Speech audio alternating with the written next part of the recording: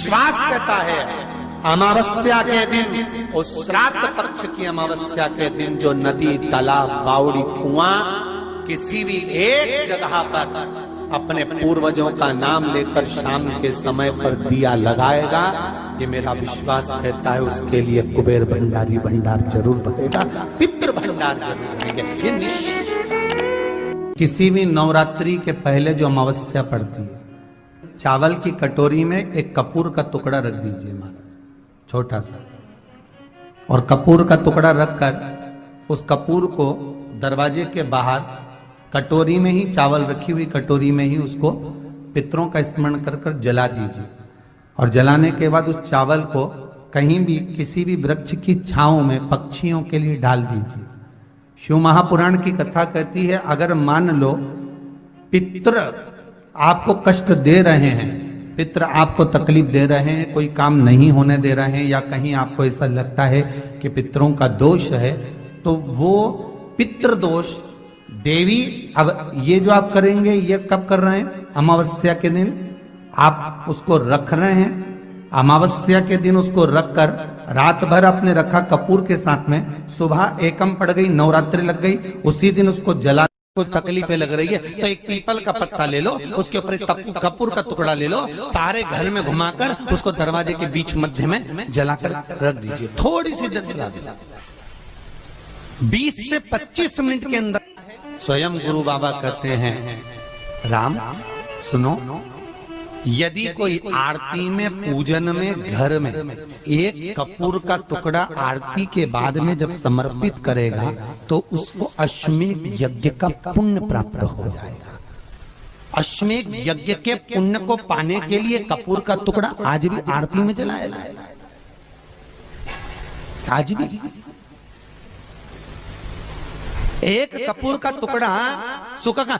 इसीलिए हमारे यहाँ शास्त्र कहता है महाराज, जब आपको घर में अगर ऐसा लगने लगे कि 15 दिन से बहुत बेचैनी है, बहुत दुख तकलीफ लग रही है, कोई ना कोई बीमार पड़ रहा है, कुछ ना कुछ तकलीफें लग रही है, तो एक पीपल का पत्ता ले लो, उसके ऊपर एक कपूर का टुकड़ा ले लो, सारे घर में घुमाकर उसको दरवाजे के बीच मध्य में जलाकर रख दीजिए, थोड़ी सी देर जला दीजिए। 20 से 25 मिनट के अंदर मकान में एनर्जी वापस आ जाएगी, उस भवन में एनर्जी वापस प्राप्त हो जाएगी। अमावस्या के दिन आपको लगता है कि हमारे पूर्वजों का उद्धार नहीं हुआ, हमारे पूर्वजों का कल्याण नहीं हुआ, कहीं अधोगति में कोई चला गया है, उसका बस एक बार, रोज नहीं जरूरत है, प्रतिदिन जरूरत ही नहीं, महीने में एक बार अगर अमावस्या के दिन भी आपने चंदन के थोड़ा सा चंदन अगर मेरे देवाधिदेव महादेव को 7 स्थान पर समर्पित किया है। अशोक यहाँ पर वर्णन कर रही है, मैना, धन्य और कला की कथा कह रही है। तीनों ने सनकादि ऋषियों से मांगा।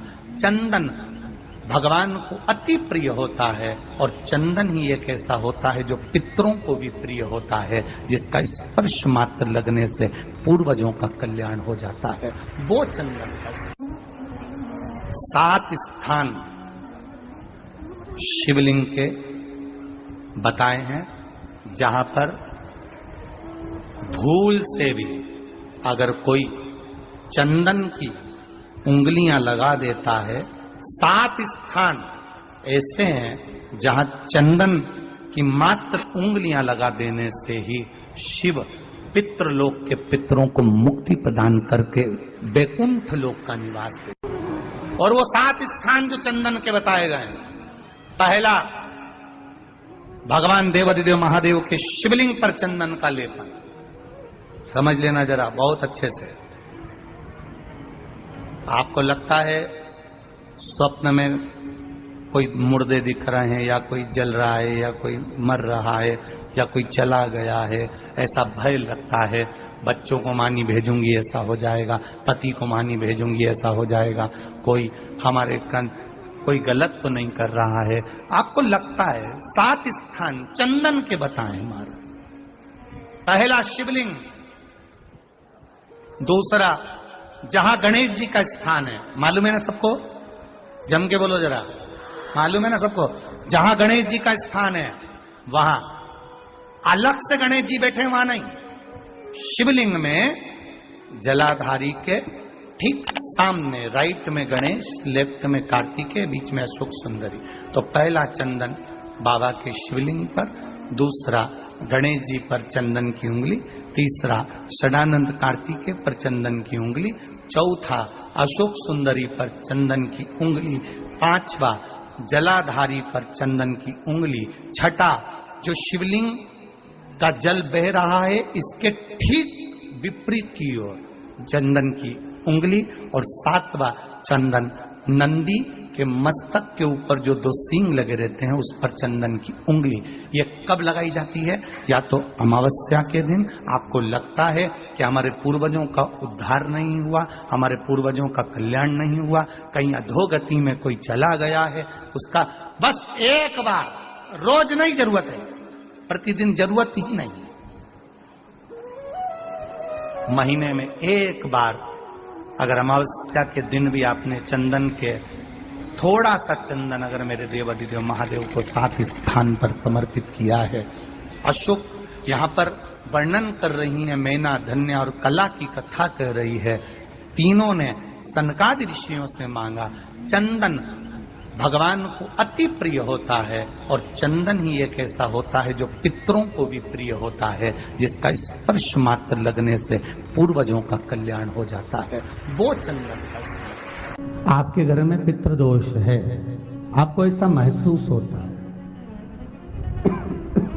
आपको लगता है, तो किसी भी नवरात्रि के पहले जो अमावस्या पड़ती है, मान लो अपन अमावस्या पड़ी, आप एक अंदाजा लगाइए तो। यार अभी ना मुझे एक ऐप मिली एस्ट्रोटॉक नाम की।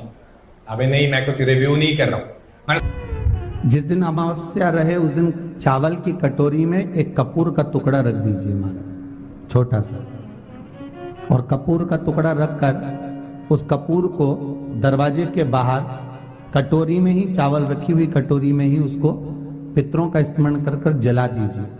और जलाने के बाद उस चावल को कहीं भी किसी भी वृक्ष की छांव में पक्षियों के लिए डाल दीजिए। शिव महापुराण की कथा कहती है, अगर मान लो पितृ आपको कष्ट दे रहे हैं, पितृ आपको तकलीफ दे रहे हैं, कोई काम नहीं होने दे रहे हैं, या कहीं आपको ऐसा लगता है कि पितरों का दोष है, तो वो पितृदोष देवी, अब ये जो आप करेंगे ये कब कर रहे हैं? अमावस्या के दिन आप उसको रख रहे हैं। अमावस्या के दिन उसको रखकर रात भर आपने रखा कपूर के साथ में, सुबह एकम पड़ गई, नवरात्रि लग गई, उसी दिन उसको जलाकर आपने पटक दिया।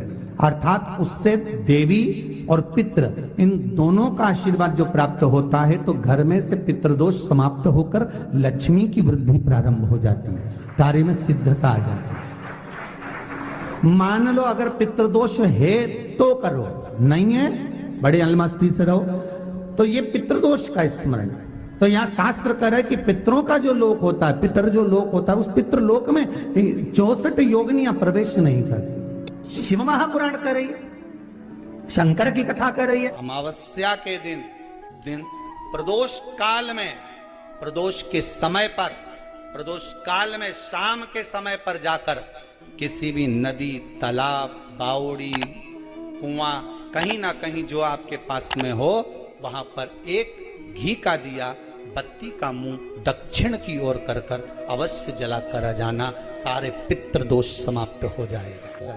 अगर नदी, तालाब, बावड़ी, कुआं नहीं है तो पीपल का वृक्ष हो या बेलपत्री का वृक्ष हो या बट का वृक्ष हो, उसके नीचे लगा दो प्रदोष काल में। पर अमावस्या के दिन लगाएं जरूर। क्यों? क्योंकि अमावस्या 16 दिन तक पितृ मृत्यु लोक में आने के बाद में भोजन ग्रहण करते हैं। अमावस्या के दिन पितृ शाम के समय प्रदोष काल में शंकर भगवान का नाम जाप कर कर नदी, तालाब, बावड़ी पर पानी पीने जाते हैं। वहां से जल का आचमन कर कर पितृ अपने लोक को चले जाते हैं प्रदोष काल के समय पर। इसलिए प्रदोष काल में जलाशय के पास में बावड़ी, कुआं, नदी, तालाब के किनारे पर दिया लगाया जाता है दक्षिण की ओर मुख कर कर बत्ती का, तो पितृ आशीर्वाद देते हुए जाते हैं कि फलो फूलो, आगे बढ़ो, उन्नति करो, तरक्की करो। ये पितरों का आशीर्वाद रहता है, पितरों का वर रहता है। आप देंगे, कुछ करा ना करा, फिर अमावस्या के दिन उस दिन दिया दक्षिण की ओर बाती का मुख कर इनके यहाँ पितृदोष होता है, काल सर्प दोष होता है, वास्तु दोष होता है, उनको ज्यादा कुछ नहीं करना होना। महाराज एक बेल का फल लीजिए, फल बेलपत्री का जो फल होता है उसको ले लो, उसके अंदर का जो गुर्दा होता है, अंदर का जो भाग होता है उसको निकाल दीजिए और उस बेल के फल में आटा सेक कर उसमें शक्कर मिलाकर उसको उसके अंदर भर लीजिए। अमावस्या के दिन सुबह 10 बजे से पहले उस बेल फल में जिसमें तुमने पंजेरी भरी है, आटा सेक कर भरा है शक्कर के साथ में, उसको अपने घर में घुमाने के बाद में जिसको काल सर्प दोष बताया है, पितृदोष बताया है या वास्तु दोष का स्मरण बताया है, घर में सब दूर घुमाकर अपने परिवार का हाथ का स्पर्श कराकर पीपल के पेड़ के नीचे खड्डा खोदकर उस बेलपत्र के उस फल को दाब दीजिए, उस फल को उसमें दबा दीजिए। केवल एक अमावस्या करना